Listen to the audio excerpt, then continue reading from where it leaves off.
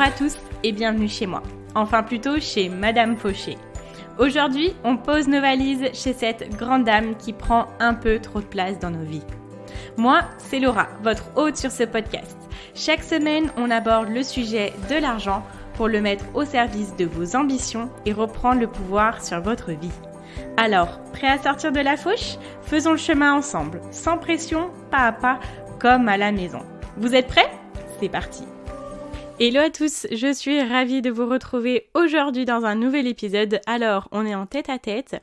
Vous avez pu le voir, on a changé de date de parution de l'épisode. Donc aujourd'hui, à partir d'aujourd'hui, en fait, tous les épisodes de podcast seront publiés les jeudis. Donc je fais des petits essais qui ne tentent rien à rien. je tente au niveau de mon organisation, voir ce qui fonctionne le mieux. Voilà, je suis très très heureuse de vous retrouver aujourd'hui pour cet épisode. En fait, cet épisode, on va rendre à César ce qui est à César. C'est quelqu'un avec qui je discute beaucoup. Laure, si tu passes par là, qui m'a donné l'idée de faire cet épisode. En fait, on en a discuté, je me suis dit il faut vraiment que je fasse un épisode dessus parce que j'aurais beaucoup de choses à dire à ce sujet. Je voulais me documenter un peu dessus, je voulais faire mes petites recherches, voir la source du problème, voir un petit peu comment y remédier. Donc j'espère que vous êtes prêts. Je commence déjà à bégayer. Arrêtez-moi s'il le faut. J'espère que vous êtes prêts. On va démarrer pour cet épisode du jour. C'est parti. En fait, quand on regarde les problèmes d'argent, c'est pas forcément des problèmes mathématiques. Généralement, c'est beaucoup plus des problèmes de comportement et d'état d'esprit. Après, oui, les problèmes, la conséquence, elle est mathématique. Quand on regarde les comptes, quand on ajoute et quand on soustrait les choses, là, ça devient mathématique. Mais la base des décisions qui sont faites, c'est des décisions qui sont faites par l'émotion, par rapport à notre état d'esprit, notre façon de penser, et ce sont des choses qui nous empêchent d'avancer. C'est ce qui fait que par exemple à la fin du mois on se demande où est passé tout cet argent, je ne pensais pas que j'avais dépensé tout ça, comment ça se fait que je n'ai pas assez pour m'acheter ça, comment ça se fait que je n'arrive pas à m'en sortir, je n'arrive pas à gagner plus, je n'arrive pas à garder mon argent, je n'arrive pas à mettre de côté. Alors vous êtes peut-être dans ce cas-là, dans le cas des personnes qui ont l'impression toujours de manquer d'argent, de dépenser beaucoup trop et pourtant d'être plus dans un état d'esprit minimaliste, mais à des moments où il y a des grosses dépenses en fait, et que vous dites bah non, elles sont obligatoires, je peux pas m'en passer, et à la fin du mois vous vous rendez compte que les comptes ne sont pas bons. Comme dirait Inès, que les comptes ne sont pas bons, Kevin. Vous voyez ce que je veux dire.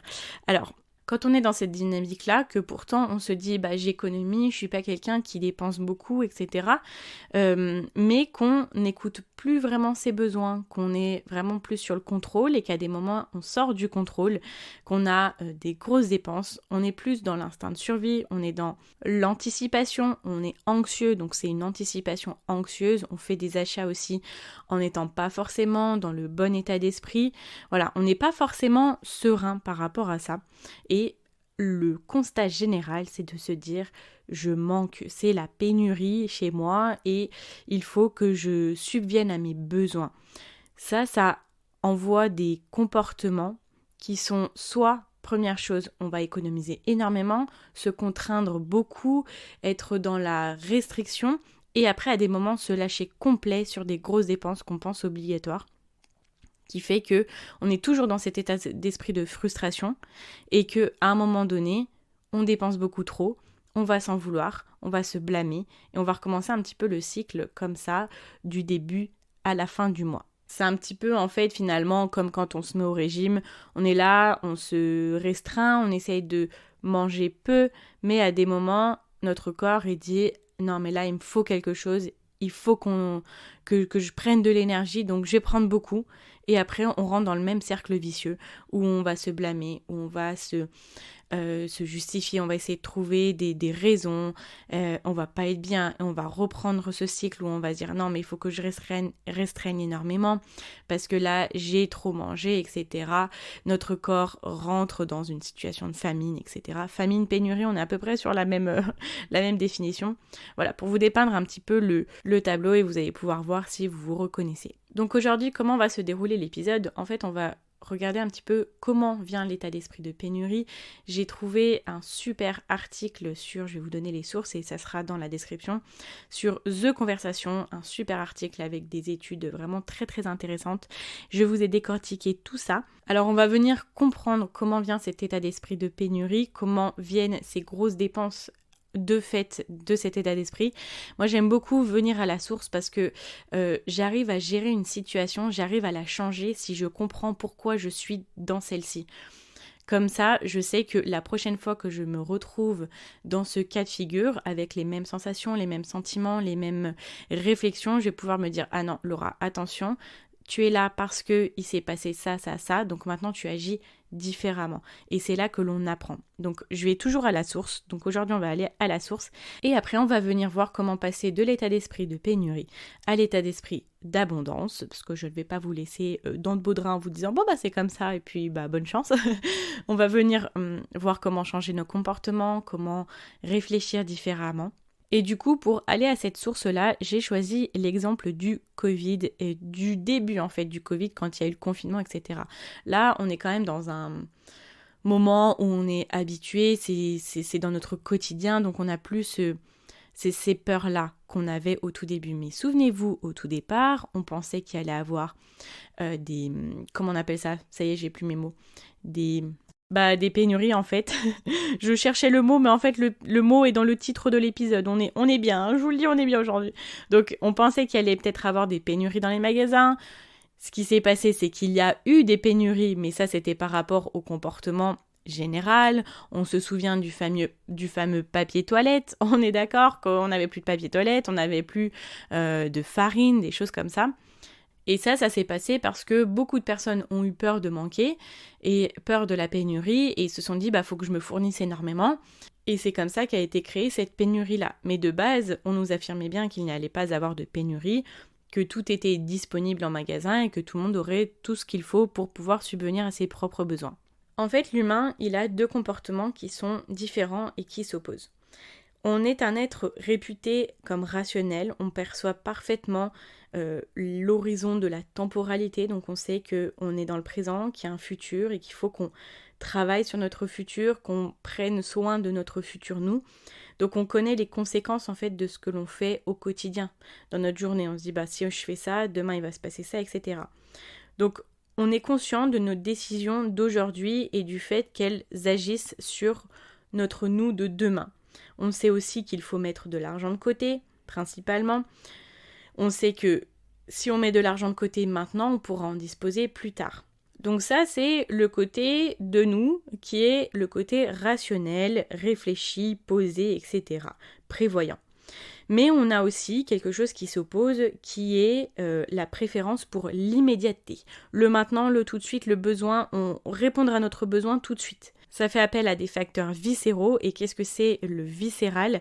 C'est quelque chose qui est profond, qui est irraisonné, donc qui ne fait pas appel à la raison, qui ne fait pas appel à la logique, et donc qui s'oppose à notre premier comportement, qui est un comportement raisonné et tourné vers le futur.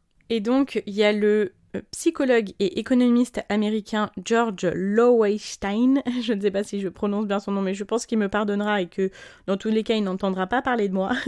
En fait, il a étudié les états émotionnels et psychologiques, et ce qu'il dit, c'est que notre état émotionnel peut modifier nos décisions de l'instant T par rapport à notre consommation actuelle et future. Donc ça veut dire que si on est dans le comportement raisonné, on va agir de façon raisonnée. Et si on est dans un comportement sur l'immédiateté, on va prendre une décision aussi par rapport à ça. Et donc, il a fait une étude sur la faim qui pouvait entraîner la perte de contrôle sur nos décisions actuelles et qui allait agir sur notre futur.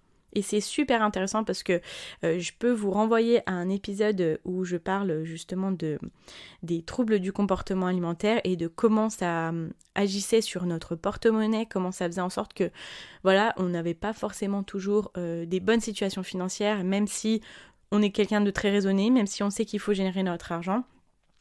On a ces comportements-là qui sont compliqués à gérer et du coup qui font que parfois on se met un petit peu dans la panade financièrement. Mais c'est malgré nous. Si vous voulez aller l'écouter et que vous faites partie des personnes qui pensent avoir des troubles du comportement alimentaire, c'est l'épisode 18 qui s'appelle Le gouffre du siècle, addiction et troubles du comportement alimentaire. Et vous allez voir, c'est un épisode, je pense, le plus personnel que j'ai pu faire. Donc revenons-en à nos moutons. En fait, notre cher Georges dit que la faim peut entraîner une perte de contrôle, c'est-à-dire une situation au cours de laquelle un individu agit contre son propre intérêt et notamment contre son propre futur. Et ce qu'il explique, c'est que ce qui se passe quand on pense à notre futur, quand on est dans cette situation de faim, on a tendance à se tromper sur nos besoins futurs justement et sur nos comportements, sur notre état d'esprit du futur. On pense que notre état de maintenant soit sera le même dans le futur alors qu'il ne le sera pas, ou alors on pense qu'il ne le sera pas alors qu'il le sera. On se trompe en fait par rapport à ce qui se passera plus tard parce que à ce moment-là, on a des facteurs viscéraux, donc pas raisonnés, qui font que l'on a un état d'esprit qui n'est pas en accord avec la réalité. Par exemple, quand on se dit « Ah bah là j'ai vraiment envie de prendre cet éclair au chocolat, vraiment je le veux », et puis on se dit que ça sera peut-être un peu trop et qu'on n'a pas envie de le prendre, mais enfin, si on écoute notre raison, en fait, on va se dire « Non, je ne le prends pas ». Mais actuellement, on a vraiment envie de prendre cet éclair au chocolat. On se dit « Bon bah, je le prends aujourd'hui, et puis dans tous les cas, après, je pourrai absolument résister pour les prochaines fois ». Et ce qui se passe généralement, c'est que quand on a ce comportement-là maintenant, on se dit toujours, pour les personnes qui sont un petit peu comme moi, qui ont la nourriture émotionnelle, qui se disent « Ah bah, je prends ça aujourd'hui, mais de toute façon, demain, ça ira mieux, je vais pas faire ça. Demain, je pourrai gérer, je pourrai contrôler, etc. » Donc c'est pour ça que je vous dis que cet article a été super intéressant, parce que ça m'a permis de comprendre mon état d'esprit et ce que je me disais inconsciemment à ces moments où j'ai la nourriture émotionnelle, où je pense pouvoir gérer plus tard, et en fait que pas du tout, mon comportement d'aujourd'hui sera le même demain, après-demain, etc. Et en allant plus loin dans son étude, ce qu'il a fait, c'est qu'il a fait le parallèle avec la peur d'avoir faim, et c'est là que ça devient très intéressant et que l'on va venir à l'explication de l'état d'esprit de pénurie. La faim, ça augmente la patience, on a pu voir du coup que ça diminue notre raison, et en fait, quand on a peur d'avoir faim, c'est qu'on anticipe le fait d'avoir faim et que on va se comporter actuellement comme si on avait déjà faim. Donc par exemple, si on va en course et qu'on se dit qu'on a peur d'avoir faim plus tard parce qu'il y a le Covid et parce que on se dit qu'il va plus rien avoir dans les magasins, etc. Bah, qu'est-ce qu'on va faire ? On a l'impression d'avoir faim actuellement, notre cerveau se dit j'ai faim actuellement et je vais manquer parce qu'il n'y aura plus ces ressources-là, donc il faut que je fasse des stocks énormes parce que là ça en revient à ma survie, on perd toute raison et du coup on termine avec un caddie. Je vais sortir des mots qui n'ont plus été dits depuis à peu près 15 ans et demi, mais c'est pas grave, on ressort avec un caddie, j'ai pas trouvé le vrai mot, c'est chariot, c'est ça. On ressort avec un chariot qui est démesuré par rapport à nos besoins actuels. Et après, on rentre chez nous, on se dit, mais qu'est-ce que j'ai fait, quoi ? Qu'est-ce qui s'est passé dans cet espace-temps-là ? Quelqu'un a pris possession de mon corps et a décidé à ma place, quoi. Et bah, c'est ça, c'est la peur d'avoir faim, la peur de manquer, parce qu'on se dit que actuellement ça va, mais que après ça n'ira pas, et que du coup, il faut absolument se servir et faire des stocks. Donc la peur immédiate nous fait agir de façon déraisonnée par rapport à notre futur. En fait, si l'on regarde bien, si on retourne en arrière, mars 2020, début du confinement, on rentre très très peu dans les supermarchés, etc. On ne sait pas ce qui va se passer, on ne sait pas ce qu'on va faire de nous, on ne sait pas comment va se dérouler cette année avec le Covid, etc. On a l'impression que ça va durer 3 semaines et en même temps, on a peur que ça dure 1000 ans. Donc voilà, on rentre dans un magasin et en fait, actuellement, dans les magasins, il y a tout ce qu'il faut. Il y a tout ce qu'il faut comme d'habitude. Et on se dit, j'ai trop peur de manquer, je sais qu'il va nous manquer des trucs, je sais que ça va être le bazar, etc. Donc il faut absolument que je me serve maintenant. Et donc, on va se servir de façon déraisonnée, on va créer une pénurie qui n'était pas là. On a agi pour un futur qu'on ne connaît pas, alors que actuellement, tout se passait bien. Et ça, quand on a compris ça, ça peut se transposer sur beaucoup de domaines de notre vie. On va agir d'une façon avec quelqu'un parce qu'on a peur qu'il soit comme ça avec nous. Alors que pour l'instant, tout va bien. On va manger d'une façon parce qu'on a peur, dans une heure, d'avoir faim. Alors que pour l'instant, tout va bien. Pour notre argent, on va se restreindre énormément parce qu'on a peur de manquer dans 2 mois, alors que pour l'instant, tout va bien. On va dépenser des 1000 et des cents dans un domaine parce qu'on se dit que dans 2 mois, on en aura besoin, alors que pour l'instant, tout va bien. Alors, je vous vois venir, vous allez me dire, oui mais Laura, si on n'anticipe pas, si on n'est pas prévoyant, on va se retrouver dans la panade dans 2 mois. Si on met pas un peu d'argent de côté, on va se retrouver dans la panade. Oui, alors, je pense qu'il y a une énorme différence entre la prévoyance et la boulimie compulsive des achats. Ça, c'est une grande différence. On est prévoyant si on a le contrôle, si c'est quelque chose qui a été fait de façon raisonnée par rapport au premier comportement que je vous ai donné, de façon prévoyante. Mais c'est pas de la prévoyance si on achète de façon irrationnelle et viscérale. Et c'est là, je pense, que toute la différence va se faire et qu'au quotidien, quand vous allez faire un choix avant d'acheter, vous allez vous dire, est-ce que c'est viscéral ou est-ce que c'est raisonné ? Voilà. Drop the mic. Non, je vais pas lâcher mon micro parce que je l'aime beaucoup trop. Mais je pense que quand on a compris ça, ça nous aide énormément. Donc, comment ça se manifeste exactement par rapport à nos finances ? Ça va être des grosses dépenses tout d'un coup. Des courses qui nous coûtent 2 fois plus cher que ce qu'elles ne devraient. Surtout que j'en ai parlé avec quand même pas mal de personnes qui m'ont dit « Moi, je suis pas très dépensière, mais par contre, quand j'arrive pour faire mes courses, j'achète beaucoup trop. Et quand je rentre chez moi, je me rends compte que franchement, j'ai un peu abusé, quoi. » Ça se manifeste aussi quand on pense qu'il nous manque beaucoup de choses pour un domaine en particulier et penser que on aura besoin de tout. Donc il faut qu'on se fournisse en tout, alors qu'on peut commencer avec juste 2-3 petits trucs de base qui nous coûtent pas trop cher. Ça, c'est raisonné. C'est que je commence dans un domaine où j'ai besoin, je sais pas, moi je l'ai fait par exemple. Je vais vous donner un exemple. Les habits. Pendant un moment, je vous avais un peu expliqué dans des précédents épisodes que je m'étais mise au minimalisme. Au tout début que j'ai commencé à gérer mon argent, je suis passée d'un extrême à l'autre. Donc je suis passée de la grande dépensière à non, je ne dépense plus rien, absolument rien. Je n'ai besoin de rien dans ma vie. J'ai juste besoin d'air et d'eau fraîche pour vivre en fait.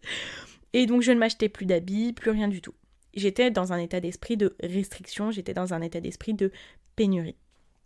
Et c'est là, je trouve, que vont les limites du minimalisme. Le minimalisme, il peut être un peu difficile à vivre si on le comprend pas comme il faut.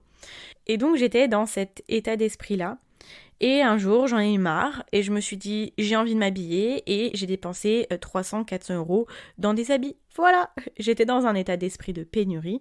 Et au bout d'un moment, la pénurie, c'est bien beau, mais nos facteurs viscéraux qui sont là pour nous dire « Bah Laura, faut vivre, faut faire des choses, faut t'habiller en fait ». Parce que clairement, je n'avais pas d'habits qui me satisfaisaient, j'étais toujours déprimée quand j'ouvrais mon armoire parce que je savais même pas quoi mettre, etc. Et d'un coup, j'ai dépensé 300-400 € dans des habits. Ça, c'est l'état d'esprit de pénurie. Ensuite, quand on veut essayer de mieux consommer, donc je vais vous donner encore un exemple perso, quand j'ai voulu démarrer dans la gestion de mon argent, etc., que j'ai ouvert les yeux sur tout ça, ça a été en même temps le moment où j'ai décidé de devenir végétarienne, de me consommer, de consommer bio, etc. Donc au-delà du fait que je me suis mis une pression incroyable pour tout faire bien, tout faire au mieux, pour être la meilleure consommatrice du monde, en fait, j'ai fait des achats de fou parce que il fallait que je me fournisse dans ça, parce qu'il me fallait des choses extrêmement pointues, parce qu'il fallait que je consomme des trucs ultra bio, des trucs ultra bien, machin, etc. Et donc du coup, je me fournissais énormément parce qu'il me fallait plein de choses, parce que j'avais peur de manquer de quoi que ce soit. Et en fait, je me suis rendu compte au fur et à mesure que j'avais pas besoin de toutes ces choses-là.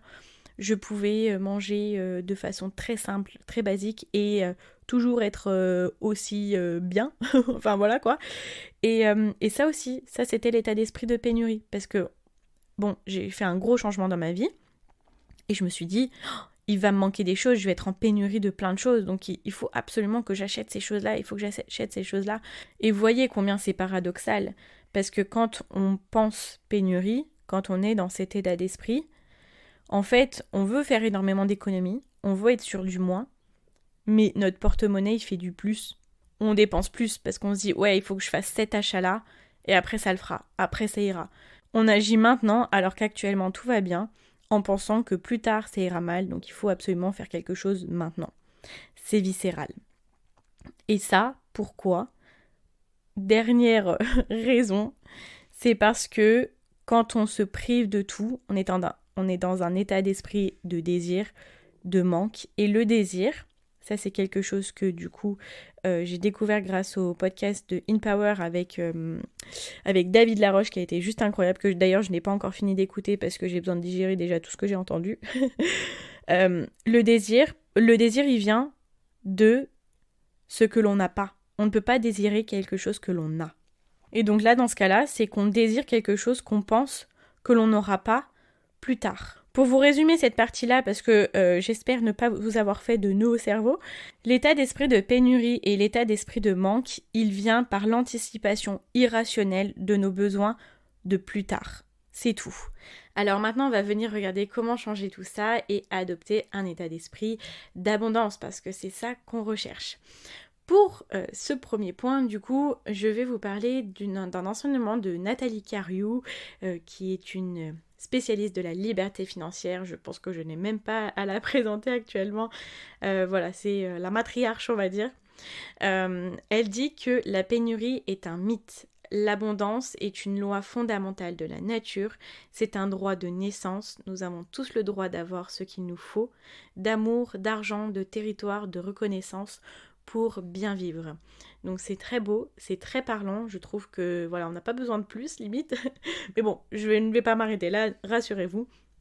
Mais voilà, ce qu'elle dit, c'est que l'abondance, ça peut parfois paraître utopique, mais simplement, c'est parce que l'on se trompe sur la définition de l'abondance, sur ce que l'abondance est réellement. Quand on parle d'abondance, on a l'impression que c'est des ressources illimitées qui nous tombent sur le nez tous les jours, machin, etc. En fait, l'abondance, c'est pas la ressource illimitée, ce sont des ressources qui sont là de façon suffisante et largement supérieure à nos besoins. Et là est toute la différence. L'abondance, quand on la voit sous sa vraie définition, elle paraît beaucoup plus atteignable en fait, elle paraît beaucoup plus réelle et réaliste. Et du moment qu'on comprend ça, on traite nos ressources dont on dispose avec beaucoup plus de respect et de valeur parce qu'on se dit que déjà ce qu'on a c'est suffisant et que dans tous les cas on aura toujours ce dont on a besoin de façon suffisante. Donc on utilise ce que l'on a de la meilleure façon. Combien de fois on a oublié de voir ce que l'on avait actuellement en pensant au désir qu'on avait pour d'autres choses ? Alors que finalement, on a déjà tout ce qu'il nous faut avec ce que l'on a maintenant. Je ne dis pas que l'on doit se dire « Ah bon bah non, c'est bon, je n'évolue pas, je reste dans ce que j'ai parce que ce que j'ai me convient ». Pas du tout. Mais du moment que l'on est heureux déjà avec ce que l'on a et que l'on sait que c'est déjà suffisant pour nos besoins, on profite beaucoup plus de notre état maintenant et on est beaucoup moins dans la pénurie à se dire « Voilà ce qu'il me manque ». Aujourd'hui, on regarde « Voilà ce que j'ai ». Voilà ce que je possède. Et ça fait appel aussi à la notion d'avoir de Su Yun Lee dont je vous parlerai un tout petit peu après. Et je vais vous donner le meilleur exemple qui existe sur cette terre, c'est l'exemple de la Terre. La Terre, pourquoi aujourd'hui on est dans une urgence climatique ? C'est parce que l'on traite les ressources de la Terre comme si elles étaient illimitées, au lieu de traiter les ressources de la Terre comme suffisantes et largement supérieures à nos besoins. Voilà, on va continuer sur les questions que l'on peut se poser pour changer cet état d'esprit-là. Donc, première chose, on va se poser la question, est-ce que l'on tire finalement le meilleur parti de tout ce que l'on a ?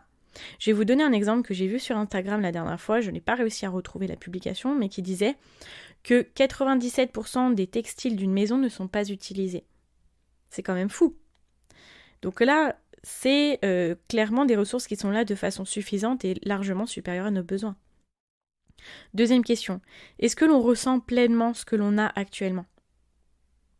Est-ce que vous ressentez vraiment tout ce que vous avez ? Est-ce que vous êtes heureux de tout ce que vous avez ? Est-ce que vous voyez vraiment ce que vous possédez ? Est-ce que vous arrivez à le visualiser ? Est-ce que vous sauriez faire une liste de ce que vous possédez ? Est-ce que vous sauriez dire que vous aimez absolument tout ce que vous possédez ? Et c'est là du coup que je voulais vous parler rapidement de l'état d'esprit d'avoir de Su Yunli. Donc Su Yunli, c'est quelqu'un qui est appelé la gourou des riches en Asie et qui a étudié plus de 100 000 cas de personnes devenues riches. Et voilà, qu'elle dit qu'on a tous entre la possibilité de réunir entre 3 à 7 millions d'euros dans notre vie. On a tous la possibilité de devenir riche. Et ce qu'elle dit, c'est que la première chose à faire pour vouloir devenir riche, c'est de pratiquer l'avoir. Donc pour ça, je vais vous renvoyer, si vous voulez avoir beaucoup plus de détails, vous pouvez aller sur l'épisode 6 du podcast, qui est les 9 leçons de la richesse de Su Yunli. Mais pour vous parler de l'avoir, du coup, l'avoir, c'est ressentir pleinement ce que l'on a à l'instant présent. C'est être heureux, heureuse de ce que l'on possède. C'est chérir les ressources que l'on a actuellement de façon suffisante et bien supérieure à nos besoins. C'est que quand on va faire un achat, ressentir que l'on est heureux de faire cet achat. Ressentir pleinement que l'on fait cet achat et que ça devient une possession nôtre et que ça va nous apporter dans notre vie. C'est tout le contraire d'acheter stressé, d'acheter avec de la pression, d'acheter par viscéralité. En fait, tout se réunit. On peut regarder tous les grands spécialistes de la liberté financière, de la richesse, etc. Ils ont tous un petit peu des concepts différents, mais tout se réunit. Vous voyez, là, je vous parle de Su Yunli, qui est une personne très connue en Asie, donc qui a des techniques très différentes de ce que l'on a l'habitude de voir en Europe, aux États-Unis, par exemple. Et je vous ai parlé de Nathalie Cariou, qui est une Française, mais pourtant, tout se réunit. Donc en fait, c'est un état d'esprit général à aborder et juste de chérir ce que l'on a actuellement. Je vous demande pas de vous contenter de ce que vous avez maintenant pour toute votre vie, mais c'est juste d'être heureux de ce que vous avez maintenant. Parce que si vous n'êtes jamais heureux de ce que vous possédez, si vous avez des objectifs et des rêves aussi grands que les miens par exemple, vous ne serez jamais heureux. Parce qu'un rêve, c'est quelque chose qui est là pour nous pousser, etc. Mais c'est peut-être pas forcément quelque chose qu'on va aboutir au bout de 2 mois et demi. Donc si nos rêves sont sur le long terme, on sera jamais heureux en fait. Parce que c'est trop loin, c'est trop grand. Il faut apprendre à être heureux avec ce que l'on a maintenant. C'est ça la différence entre l'état d'esprit d'abondance et l'état d'esprit de pénurie. L'état d'esprit de pénurie, c'est de voir ce qui nous manque actuellement, de penser qu'il va nous manquer plus tard. L'état d'esprit d'abondance, c'est d'être heureux de ce que l'on possède actuellement et de se réjouir de ce que l'on va gagner plus tard. Prochaine question. Quels sont les mots que vous utilisez le plus par rapport à votre argent, par rapport à ce que vous désirez, à ce que vous voulez? Essayez de noter chaque jour le vocabulaire que vous utilisez vraiment. Est-ce que vous dites vous savez, toutes ces expressions qu'on entend, je suis pas Rothschild, l'argent ça tombe pas du ciel, toutes ces choses-là en fait qui font que l'on a un état d'esprit négatif et qu'en soi on n'attire pas forcément l'argent. Est-ce qu'on se dit, ouais j'ai peur qu'il va se passer ça, tout le vocabulaire en fait du stress, de la pression, de l'angoisse, tout ce vocabulaire-là qui peut être transposé par un vocabulaire beaucoup plus positif. Je vais vous donner des exemples de vocabulaire et de vocabulaire à transposer. Ça vient du livre Oser devenir riche de Nathalie Cariou. Le domaine du champ lexical que l'on peut retrouver pour la pénurie, c'est jamais assez, vide, peur, tout ce qui est en rapport avec la méfiance, la compétition, la fragmentation, la séparation, le jugement, le droit, le contrôle, la survie, etc. Et les domaines de vocabulaire que l'on peut retrouver pour l'abondance, c'est tout ce qui est en rapport avec la gratitude, le contentement, l'amour, la confiance, le respect, la contribution, la foi, la compassion, l'intégration, la plénitude, la richesse, la résistance, la responsabilité, le fait d'être ensemble. Vous voyez, il y a vraiment une énergie qui est différente entre ces deux domaines. Donc je vous invite vraiment à aller regarder un peu plus près les domaines de champs lexicaux que vous utilisez toute la journée en rapport avec votre évolution, quand vous parlez de vos projets, même ce que vous dites dans votre tête, parce qu'on parle beaucoup plus dans notre tête, dans notre journée, qu'avec les autres. Ensuite, on arrive à changer son mode de pensée, ce qui va nous faire changer nos modes d'action. En fait, tout est dans notre tête, ça c'est quelque chose qui est acté. Toutes nos actions sont menées par ce qui se passe dans notre cerveau, dans notre tête, dans notre inconscient, voilà, comme vous voulez l'appeler. Donc la première chose à faire, c'est, d'une façon logique par rapport à tout ce que je viens de vous dire, c'est de refuser de se plaindre de ne pas avoir assez. Si vous pensez ne pas avoir assez profondément et que vous dites non, c'est pas de la pénurie, c'est simplement de l'ambition, je n'ai pas assez par rapport à ce que je veux et que c'est raisonné, au lieu de voir ce qui vous manque, vous allez commencer à visualiser, vous allez commencer à mettre en action la loi de l'attraction. Tout ça, ça va vous emmener des pensées qui sont beaucoup plus positives, plutôt que de voir ce qu'il vous manque. Bien sûr, ce que vous allez voir dans votre tête en visualisant, c'est des choses que vous n'aurez pas. Mais vous ressentirez de la réjouissance, vous serez heureux, ça vous donnera plein d'énergie. Moi, quand je visualise ce que je veux, que ça soit dans la méditation, que ça soit le soir avant d'aller m'endormir, moi, ça me remplit de joie en fait. Ça me fait pas me sentir mal, ça me dit pas « Ah bah faut absolument que je fasse ça, faut absolument... » Non, c'est juste que je suis heureuse et que ça me donne l'énergie pour plus tard en fait. Et même pour maintenant finalement. Quand on visualise aussi, on se rend tellement compte de la responsabilité de notre situation actuelle, enfin qui est la nôtre en fait. On se dit, c'est de ma responsabilité. C'est pas quelqu'un d'autre qui doit subvenir à mes besoins, c'est pas de la faute de quelqu'un d'autre si je suis là, etc. Et donc si simplement on se réjouit de l'avenir, mais on est heureux de ce que l'on a actuellement, on n'a plus besoin de surconsommer, de surépargner sans investir, on n'a plus besoin de faire des énormes stocks, on ne ressent plus cette peur viscérale qui nous pousse à surconsommer pour des choses qui sont totalement irraisonnées, parce que l'on sait que ce que l'on a est là de façon suffisante et largement supérieure à nos besoins. Voilà, je pense que ça va être la phrase, la phrase du podcast. Merci Nathalie Cariou. Ensuite, vous allez peut-être me dire « Oui, c'est bien, Laura, c'est plus facile à dire qu'à faire. » Alors, ne vous inquiétez pas, j'ai d'autres choses pour vous. Alors, on va venir changer nos croyances. Et ça, c'est le nerf de la guerre. C'est la même chose pour tout. Chaque problème dans notre vie est amené par une croyance que l'on a. Voilà. Donc, du moment qu'on l'on est prêt à venir transformer nos croyances, à venir vraiment se mettre au travail, à faire quelque chose qui n'est pas facile, parce que je peux vous dire que quand moi je m'apprête à transformer mes croyances, chose que je fais à peu près une fois par mois au moins, je peux vous dire que j'y vais à reculons parce que mon inconscient, c'est lui en fait qui va travailler à ce moment-là, et mon inconscient, lui, il est là pour me mettre en situation de confort, pour pas que je me fasse mal, et il est là pour me protéger. Vous voyez, et quand on vient transformer des croyances, ça nous met dans une situation qui est hors de notre zone de confort. On va bien souvent repousser le moment de le faire, même si on sait qu'il faut le faire. Voilà, c'est pas facile. Mais transformer ses croyances, c'est ça qui va nous permettre de transformer la personne que l'on est profondément. On peut vraiment changer qui l'on est en transformant nos croyances. Ça faisait peut-être un petit moment que j'en avais pas parlé et justement du coup je suis heureuse d'aborder le sujet. C'est tellement important, mais vraiment. Il n'y a pas d'âge pour changer, tout le monde est capable de changer à n'importe quel moment, dans n'importe quelle situation. Il faut juste que ça vienne de vous et que vous vouliez le faire vraiment. Si vous vous dites c'est beaucoup plus profond que ça et que même si je me dis que mes ressources sont là de façon suffisante, ça ne marchera pas, allez chercher dans vos croyances. Il y a beaucoup de choses qui peuvent se jouer en fait, des choses dont vous-même vous n'êtes pas encore conscient.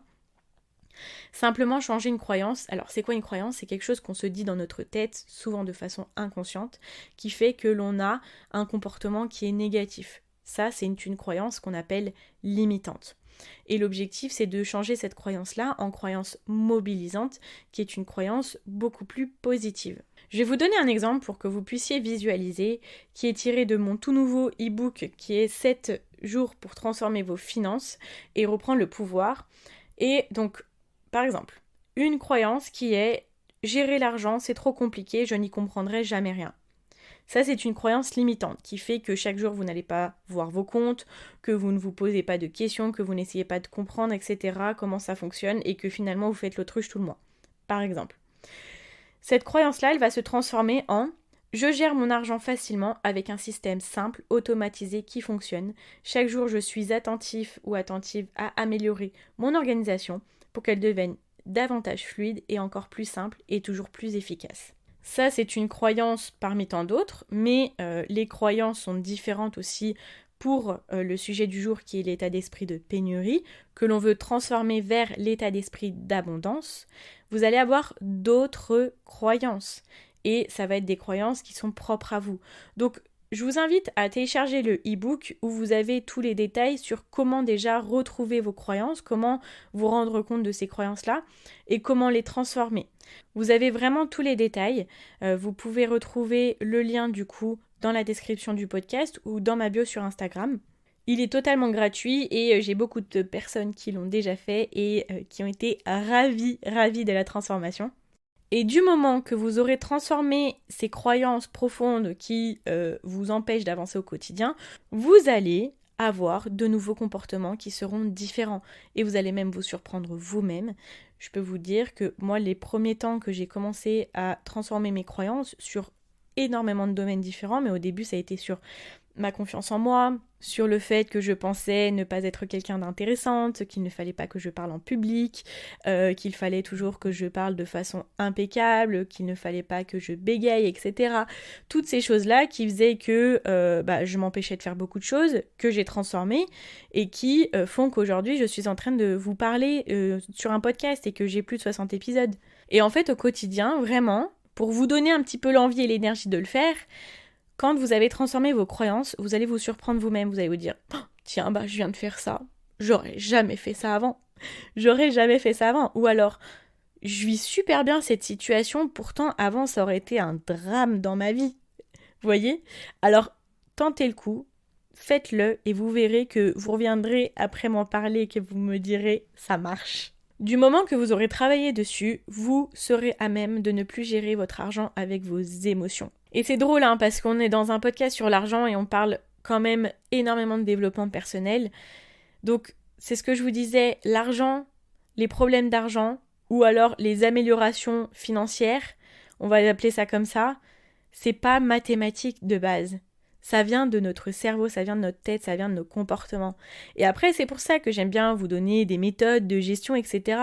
Mais les méthodes, quand on les a, il n'y a pas besoin de tergiverser 1000 ans dessus. Surtout que moi, j'aime bien avoir des méthodes qui sont simples, qui sont efficaces et qui ne nous prennent pas beaucoup de temps. Mais après, faut venir travailler nous-mêmes nos comportements. Donc, je vous invite vraiment à faire ce travail-là. Pour résumer, première chose, la pénurie est un mythe. Ensuite, on doit changer notre vision de l'abondance. L'abondance, c'est quelque chose qui signifie que nos ressources sont là de façon suffisante et bien plus supérieures à nos besoins, simplement. Après, on se pose les bonnes questions. Est-ce qu'on tire meilleure partie de tout ce que l'on a ? Est-ce que l'on ressent pleinement tout ce que l'on a actuellement ? Quels sont les mots que l'on utilise le plus ? Et dernière chose, on change notre façon de penser. Et ça changera notre façon d'agir. On refuse de se plaindre de ne pas avoir assez. Encore une fois, on ressent pleinement ce que l'on a. Et ensuite, on change nos croyances. On arrive à la fin de cet épisode. J'espère qu'il vous a plu. Ça m'a fait un grand plaisir de discuter avec vous de ce sujet-là. J'étais très animée. Je pense que vous l'avez vu. Pour me soutenir, je vous invite à venir mettre un avis de 5 étoiles ou un commentaire sur Apple Podcast. En fait, ça va m'aider à remonter, à être plus visible sur la plateforme et donc à aider beaucoup plus de personnes. Ou alors, si vous êtes sur une autre plateforme d'écoute, je vous invite à venir vous abonner. Et en plus de ça, vous ne pourrez louper aucun épisode. Je vous rappelle la sortie de mon e-book gratuit, donc de ma formation gratuite sur 7 jours pour transformer ses finances et reprendre le pouvoir est disponible maintenant. Donc vous pouvez la télécharger via le lien dans ma description. Sinon vous pouvez le retrouver sur mon site internet, dans la bio de mon Instagram, mais le plus facile c'est dans la description. En téléchargeant la formation, n'hésitez pas à regarder dans vos spams, dans vos indésirables ou dans l'onglet promotion. Si jamais il se glisse dedans, parfois les adresses mail filtre un petit peu trop. Et puis j'espère que cet épisode vous a plu. N'hésitez pas à me faire vos retours sur Insta, je serai ravie d'en discuter avec vous. Je vous dis à la prochaine pour un nouvel épisode et en attendant, n'oubliez surtout pas que vos ambitions n'attendent pas. Ciao ciao.